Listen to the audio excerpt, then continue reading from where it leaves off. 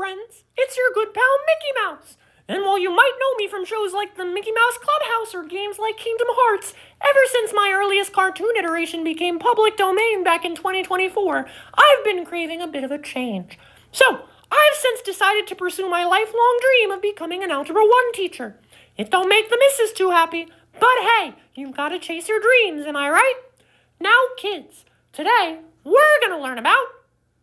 Oh, would you look at that? There's a guest in the studio today. No! Stop it! Oh, thank goodness. I think I finally got that darn rat.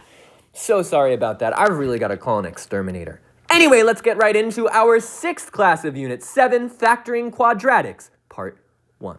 So, we've talked about all these different tricks we can use to factor expressions in certain forms. But what if none of our tricks work?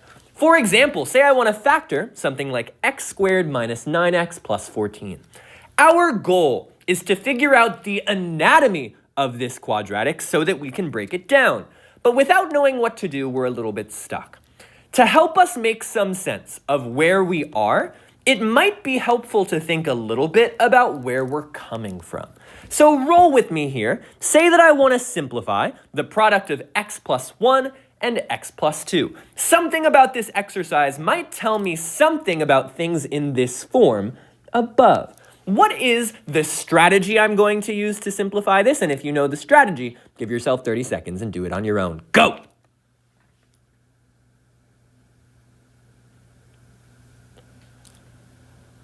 Okay, if you guessed met wet, you're right on the ball. I want to take each of the terms from the first factor and distribute it. So in other words, multiply it with each of the terms in the second factor. So first move, x times x gets me x squared. X times 2 gets me plus 2x. 1 times x gets me plus x. And 1 times 2 gets me plus 2. All I gotta do now is combine any like terms that I see. Well, 2x plus x gets me x squared plus 3x plus 2. Now, if I want to be really pedantic, remember that there is some terminology that mathematicians assign to polynomials based on their degrees and also sometimes based on their number of terms. What, using that terminology, can you tell me about the kind of polynomial this is? 10 seconds, go.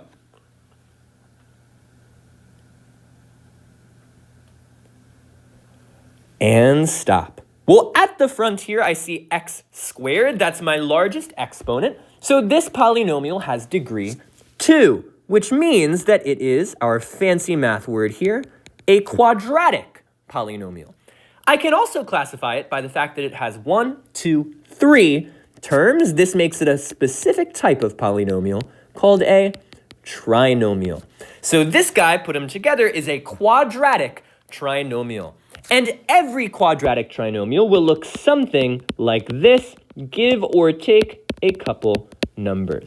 The general form of a quadratic trinomial will always look something like a x squared, where a is just a coefficient, in this case the leading coefficient of the thing attached to the x squared, plus something b times x, plus some number c at the very end. And if I want to be really annoying, right, I can also say that each of these guys gets their own name. Well, the thing at the front is attached to a term that is quadratic. So I'm going to call this guy my quadratic term. That's where my x squared is coming from. The thing in the middle, well, it has a variable with an invisible exponent of 1. That means that this part is linear. So here's the linear term. And at the very end, just a number. Well, a fancy way to say just a number here is my constant term with no variables attached. So here's my general form. And you'll notice that this guy up above that we're trying to break down is also a quadratic trinomial. If we're still thinking anatomically, that should kind of make sense. This x plus 1 and this x plus 2 down here, these are kind of like the parents, and they pass on their genetic material by metwet to this guy here, x squared plus 3x plus 2. It's kind of like its kid.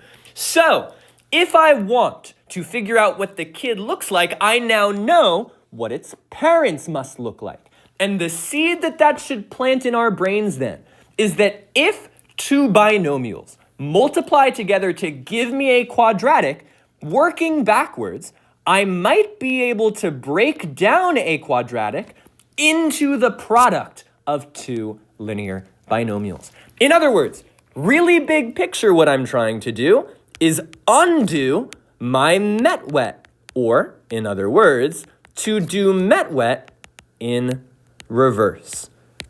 Big picture, my idea is that any, or not really any, but perhaps the ones that we encounter of these quadratic trinomials should be some linear binomial times some linear binomial. So something with two terms times something with two terms. Cool. This is my idea. And just like when we introduced a special name for factoring at our GCF, this strategy also has a fancy name. We're trying to undo met-wet, which we sometimes call double distribution. So we'll call this idea double factoring, right? I'm trying to undo my double distribution. Now, knowing that the genetic material of our parents should inform the material of our child, we want to see what we can notice about the stuff in each of these slots. Take a look at x plus 1 times x plus 2. We know it gets us to x squared plus 3x plus 2. Do you happen to notice any patterns here about how that multiplication gives us the stuff in our polynomial? Take a risk, take a chance, take 30 seconds. Tell me what you think. Go!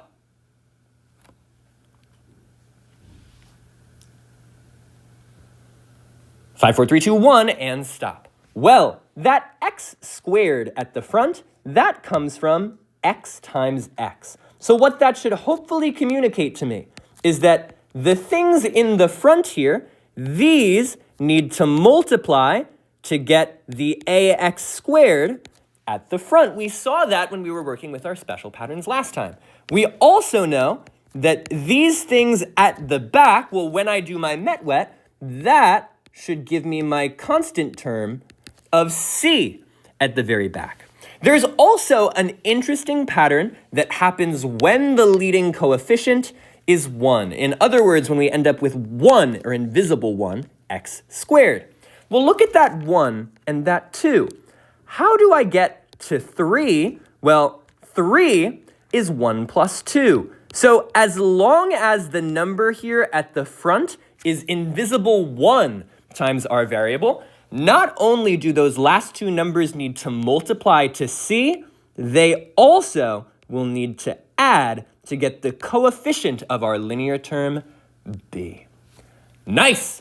With this idea in mind, if we return to our regularly scheduled programming, let's take a look at our original question. X squared minus 9x plus 14, I want to break down into the product of two linear binomials. So I know, in this case, the things at the front, following my pattern, need to multiply to get the thing at the front here, which is x squared. And I also know that these things at the back, they need to multiply to get to 14, but also, because this number here at the front is an invisible 1, I can also say that when I add those numbers together, they should get me negative 9.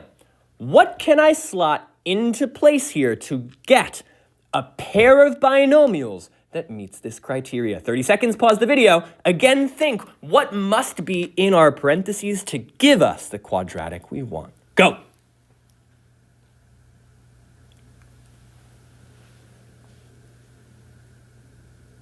Alrighty, you ready? Let's do it. Well, at the front, I need to multiply to x squared. That's gotta be x times x.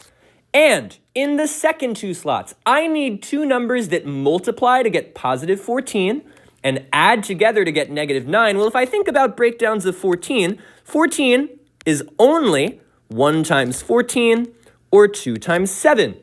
In this case, if I want them to add to negative 9, well, it's got to be the 2 and the 7, and both of them will need to be negative. So x minus 2 times x minus 7 should be my factored form. If you don't believe me, let's quickly check with some met-wet. So I know that x times x is going to get me x squared. I believe that. I know that negative 2 times negative 7 is going to get me to positive 14.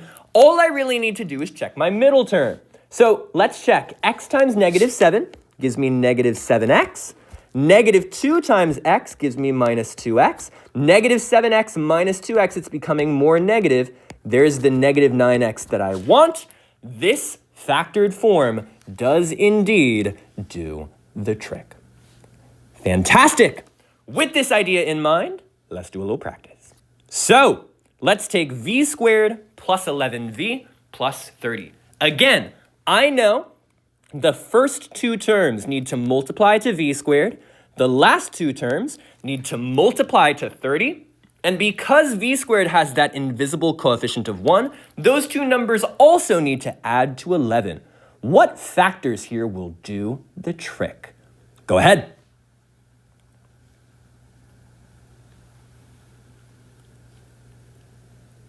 Alrighty, so at the front, it's gotta be v times v.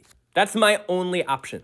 Now for factors of 30, I know that 30, it could be a couple things. It could be 1 times 30, it could be 2 times 15, it could be 3 times 10, or it could be 5 times 6. If I need to get to 11, well, the only combination here that would work is gonna be this 5 times 6. Because I need a positive 11, it's got to be positive 5 plus positive 6. Again, let's quickly check and make sure. So to check my work, I can always do some metwet. Well, v times v, there's my v squared. 5 times 6, there's my 30. Again, I just need to check my middle term. Well, v times 6, there's 6v. 5 times v, there's 5v. Look at that, 6v plus 5v does get us the 11v that we want. Lovely. Let's do a couple more. Here you go, we'll take them two at a time. K squared minus 6k plus 5, b squared minus 4b plus 4. Let's break these down using our observation. Go!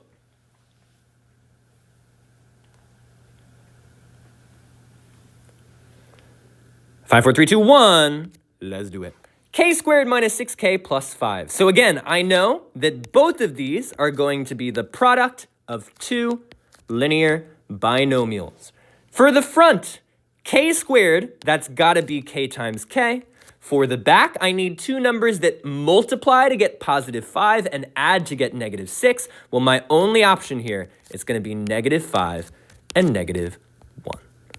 Cool. If you don't believe me, met wet and make sure. B squared minus 4b plus 4. Maybe you noticed that this is also a difference, or not a difference, a perfect square trinomial pattern. At the front, b squared has to be b times b, and at the back, I need two numbers that multiply to get positive 4 and add to get negative 4. Well, if I think about factors of 4, it's either 1 times 4 or 2 times 2. The trick here is going to be the negative 2 times the negative 2.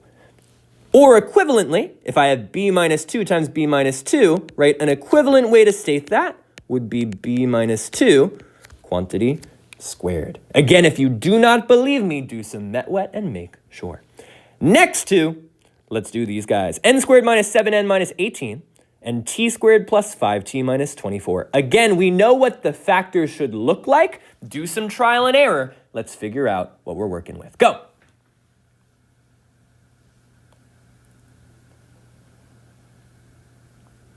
Okay. At the front, I know that both of these are going to be binomial times binomial. To get to n squared, it's got to be n times n. That's the only way. Now for 18, I can think about some factors. It could be 1 times 18, could be 2 times 9, could be 3 times 6. I believe those are my only options. Well, I need two numbers that will multiply to get that negative 18, but add to get that negative 7. Well, it looks like 2 and 9 will do the trick. In this case, one of them needs to be positive and one of them needs to be negative. That's the only way to get to negative 18. I need here a negative 7. Well, that should be negative 9 and positive 2. Again, if you don't believe me, do some metwet, fact check for yourself. T squared plus 5t minus 24. Again, at the front, it's got to be t times t. If I want to get a negative number, if I'm thinking strategically, I know that one of these numbers at the end needs to be positive and one of them needs to be negative. So if I think of factors of 24, it's got a lot of them, I'm not going to write it out, but one factorization that I happen to know works is 3 times 8. If I want a positive 5, well, that should be positive 8 and negative 3. Those do add together to get me my positive 5. Last but not least, here's our last pair. Q squared plus 3q minus 28, d squared minus 13d plus 12. Try it out on your own. Once you've got it, come back and check with me. Go!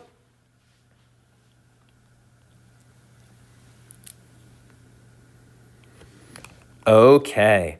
For the last time, I know that both of these, if I can break them down, they're probably going to be a binomial times a binomial. At the front, to get to q squared, it's got to be q times q. And at the back, I need two numbers that multiply to get negative 28 and add to get 3. Well, I happen to know 7 and 4 are two factors of 28. That'll do the trick. If it's negative 28, right, one of them needs to be negative, one of them needs to be positive. And in this case, if I want a positive 3, well, that should be positive 7 and negative 4. For d squared minus 13d plus 12, so at the front, gotta be d times d. That's the only way to get my d squared. And for 12, I need two numbers that will multiply to get 12 and add to get negative 13. Well, I happen to know that 12, one possible factorization, is 1 times 12. In this case, if it's positive 12, it could be either negative negative at the back or positive positive. If I want a negative 13d, I'm going to make both of these guys negative, d minus 12 and d minus 1. If you don't believe me, feel free to fact check it. This should be our factored form.